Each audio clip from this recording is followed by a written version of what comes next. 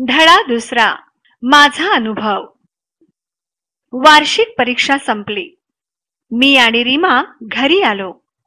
घरी पोहोचताच आईने सांगितले, उद्या आपल्याला आगगाडीने मामाच्या गावाला जायचंय. रीमाने आनंदाने उड्या मारल्या.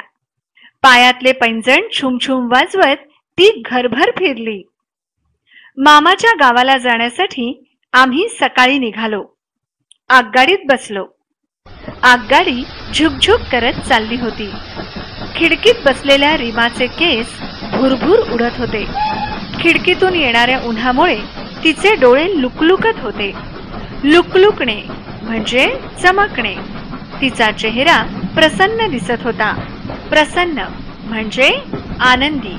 आई वाचत असलेल्या पुस्तकाची पाने हवेने फडफडत होती. ती वाचनात तल्लीन झाली होती.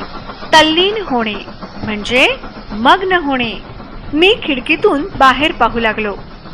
थंडगार वाऱ्याच्या झुळका अंगावर झेलू लागलो. झेलू लागणे म्हणजे घेऊ लागणे.